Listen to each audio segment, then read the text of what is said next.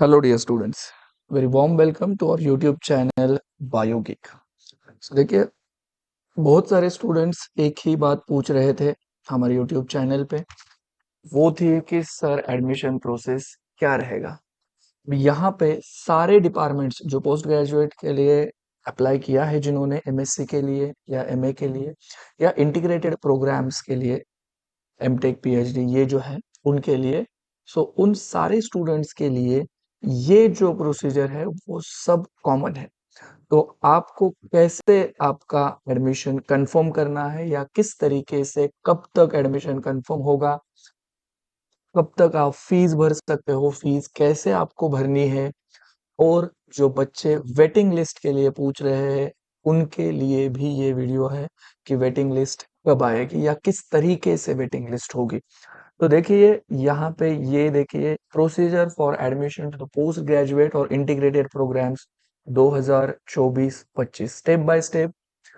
यहाँ पे अगर हम बात करें तो देखिए students in the merit list and the waiting list should take the following steps to complete the admission process. जो बच्चे अभी मेरिट में है या जब वेटिंग लिस्ट लगेगी तब के बच्चों के लिए भी यही प्रोसीजर है। सो पहला है fill the admission form and upload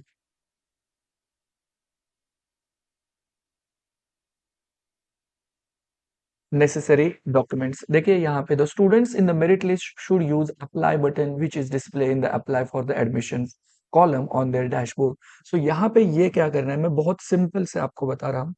आपके पास आपका लॉगिन आईडी और यूजर पासवर्ड, लॉगिन आईडी और पासवर्ड है जहां से आपने फॉर्म भरा था।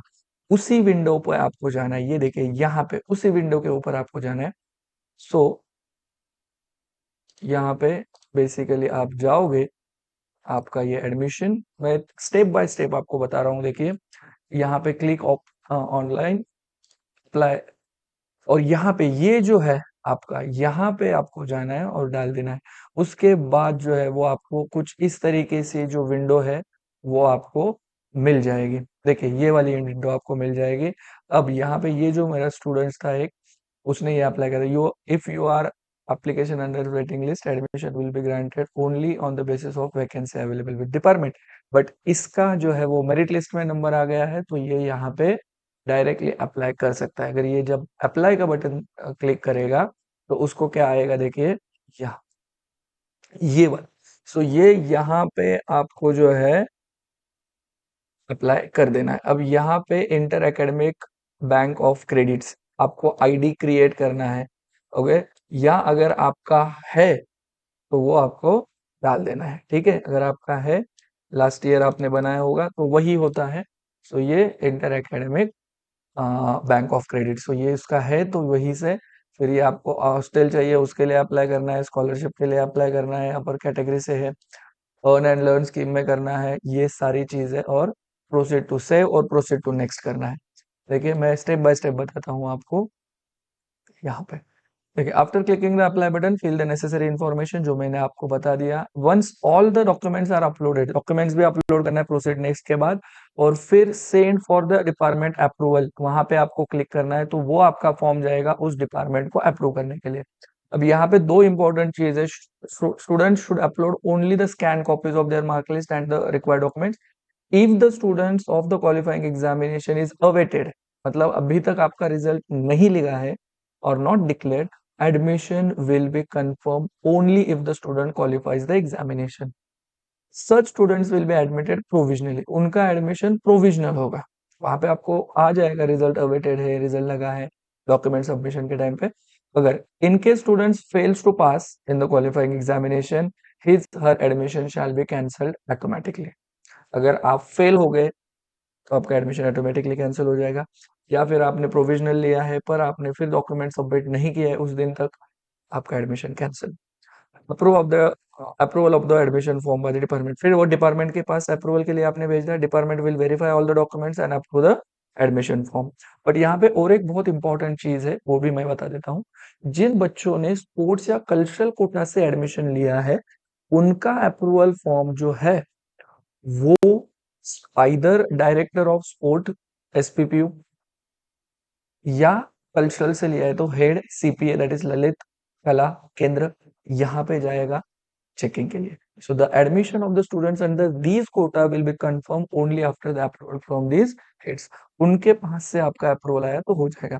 The student need to upload the related documents for their claims. अगर वो क्लेम कर रहे हैं तो आपको आपके जो है वो अब डॉक्यूमेंट्स वहां पे अपलोड करने पड़ेंगे. Department will carry out the validation process. फिर जनरेशन ऑफ एडमिशन एंड चलन. उसके बाद वहां पे अप्रूव होने के बाद डिपार्टमेंट ने आपको पे प्रिंट का ऑप्शन आ जाएगा. एडमिशन चलन ओपन हो जाएगा. Link will be available in the admission details under the menu, and this link will generate admission challan to pay the required fees. As the course starts, the department will issue the instruction about the credit course selection process according to the tuition fees, and accordingly the tuition fees and laboratory fees will be calculated. So students are required to complete this process and pay required fees within 2 weeks from the commencement of the program. Until the payment of the entire stipulated fees, admission of the students will be considered provisional. So failure in the payment of the fees in the given time period will be lead to the cancellation of the admission. Up, if any scholarship is applicable to the program as per the government regulation, the challan for the fees will generated accordingly. So challan उसी तरीके से आपने अगर fees के लिए apply किया, scholarship के लिए अप्लाई किया है, the student seeking government scholarship will be required to fill the respective scholarship application form as per the government schedule and instruction. If the claim for the scholarship is rejected by the concerned authorities, the candidate will to pay the stipulated fee. जितनी fees है उतनी आपको करनी पड़ेगी. The student should pay the fees online using debit, credit, net banking, कैसे भी. The provisional admission will be given only after the payment of the fees as mentioned in the challan. But the last date of the payment for the merit list and opening of the waiting list, ये बहुत important है, बहुत बच्चे पूछ रहे हैं. The students on the merit list should ensure to their admission by paying the required fees within 3 days from the opening of the link. मतलब आज लिंक ओपन हो चुकी है तो आपको 3 दिन मिलेंगे. Opening of the link for the admission, so failure to do so will result in the cancellation of the claim to the admission. अगर आपने नहीं फी पे की तो आपका एडमिशन कैंसिल हो. Accordingly, 5th July 2024 is the last date for of admission for the candidates in the merit list, which was announced on 29th June. So the waiting list will be opened and operated after due period of the merit list is over. मतलब 5 जुलाई तक ही आप admission ले सकते हो. सो जल्द से जल्द आप एडमिशन ले लीजिए अगर आपका नंबर मेरिट लिस्ट में आ गया है. जो बच्चे वेटिंग के लिए है और वेटिंग कर रहे हैं तो उनकी वेटिंग लिस्ट जो है वो 5 जुलाई के बाद होगी. ये बहुत इंपॉर्टेंट चीज है, बहुत बच्चे पूछ रहे थे. सो ये भी मैंने आपको दिखा दिया कि 5 जुलाई के बाद ही वेटिंग लिस्ट ओपन हो जाएगी और उसके बाद आपके एडमिशन हो जाएंगे. ठीक है. सो ये थी पूरी की पूरी प्रोसीजर. ओके. यहाँ पे आपको जाना है, इससे आपको पूरा आपका एडमिशन फॉर्म भरना है. ओके.